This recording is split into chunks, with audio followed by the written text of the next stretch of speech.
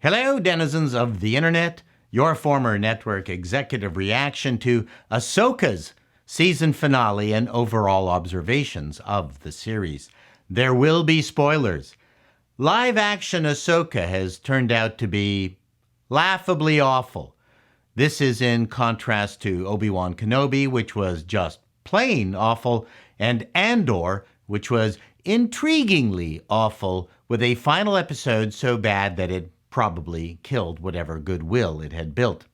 Taking Ahsoka in its entirety, it had not so much a plot as it had a path, like the clackety tracks of a funhouse carnival ride, but without the fun.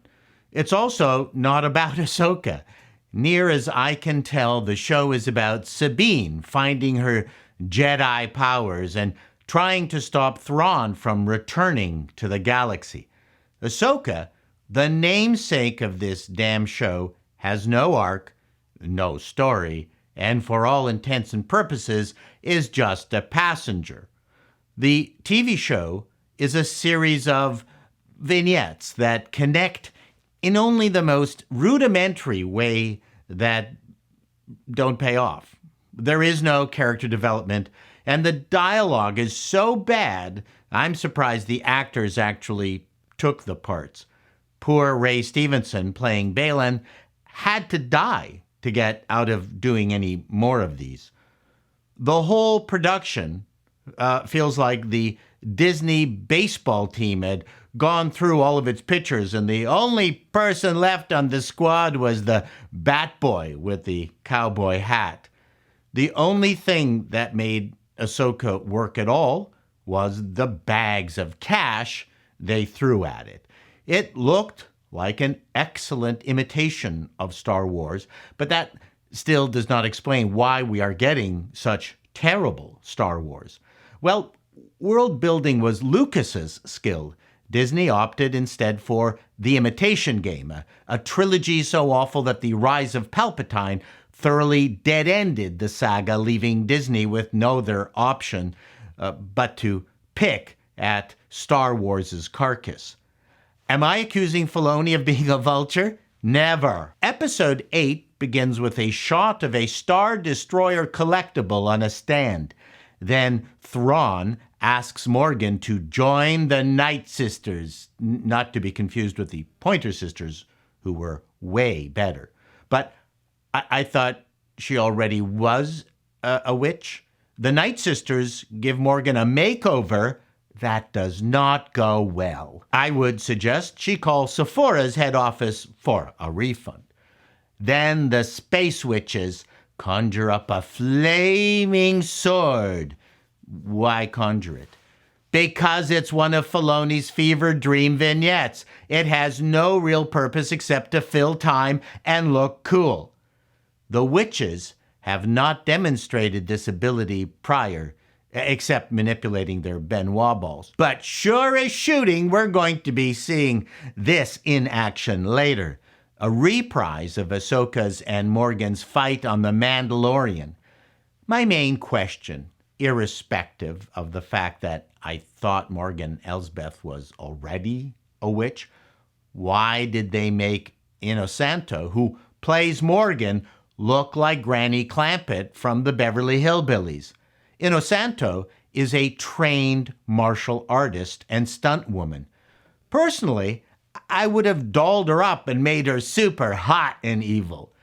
The grim acting was tiresome. That's not her fault. That's just directing. Okay, where do I go from here? Thrawn, with his jukebox of TIE fighters, launches a couple, which you just know will go down in flames because so far Thrawn, the brilliant military tactician, has lost every stick of hardware and stormtrooper he sent after Ezra, Sabine, and Ahsoka.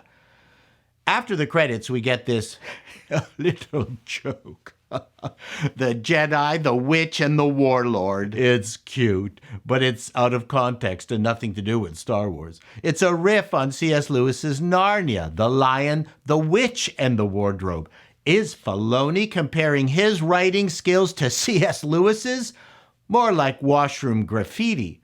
Then we get this caravan going to where exactly? I have no idea.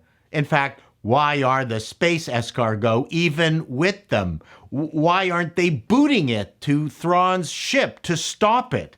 Ezra is building a lightsaber because, luckily, Huyang has a flying galactic true value hardware franchise. Sabine is pissed off about something. Who knows? She's a girl. Then we get a very chill Ahsoka playing Cheshire Cat, where she tells Sabine that her gamble to betray the future of all humanity just to find Ezra paid off. The betray future of all humanity was my insert. Filoni completely skimmed over this bit of drama entirely. Ahsoka didn't accuse her of that, but she should have. Sabine is sorry. Everyone is chill because girl boss actions have no consequences in this show. Mandatory folded arm scene. Happy moment interrupted by TIE fighter attack. Unbelievably devoid of all tension. Fighters blown up when Ren crashes their ship into them rather than just using its weapons. Girls. Then Ezra says, "This will slow us down." How is this going to be slower than the pace you've already been keeping so far, dipshits? Back on the Star Destroyer, Thrawn is told the two TIE fighters are toast. Thrawn says, "An acceptable outcome." How is that an acceptable outcome? Aren't your crack troops ready to take on the entire New Republic, and they're incapable of taking out a collection of space hippies heading to Yazgur's farm? Thrawn's failures keep piling up. Our heroes mount up and gallop off. At least they're going faster now. But aren't they really far away from where Thrawn is? Morgan drums up some volunteer stormtroopers. I have no idea why they are volunteers. Wow, that didn't take long for them to get there. Why did the hyper jump ring come down to the Star Destroyer? Wouldn't it have made more sense for the destroyer to connect with it in space? Not in Filoni land, where good writing is only an impediment to getting your stupid ideas out.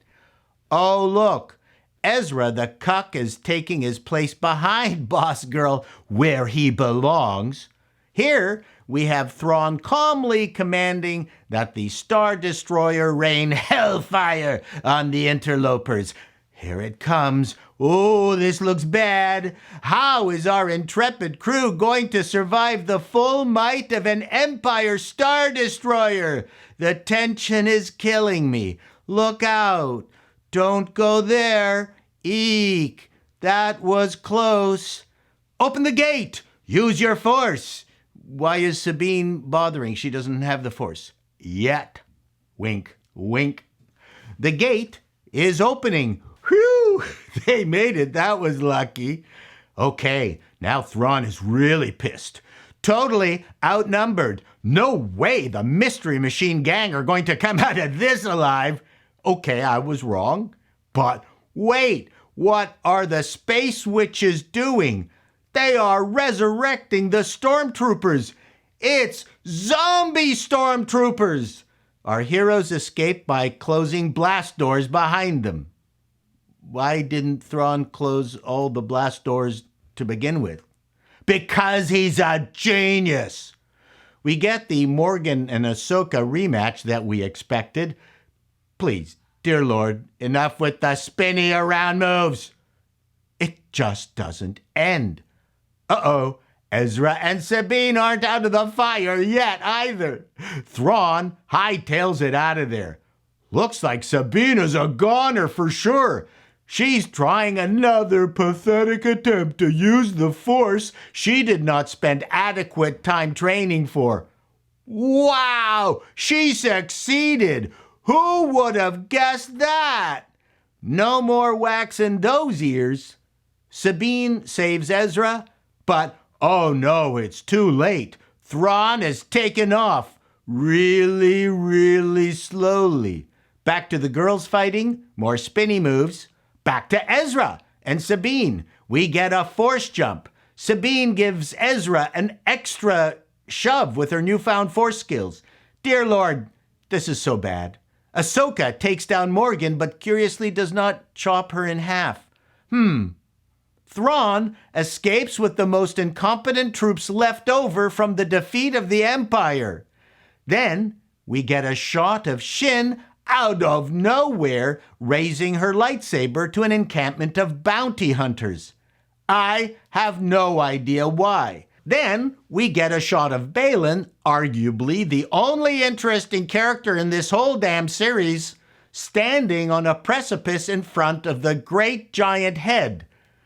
Why? Who the fuck knows? Cut to an Empire shuttle landing in a New Republic vessel.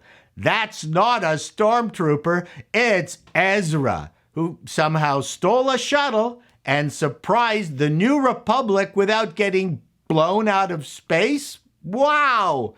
So this is what great writing looks like? Boy, General What's-Her-Toots sure is surprised. Thrawn got away. Yes, but thanks to you, Ezra got home.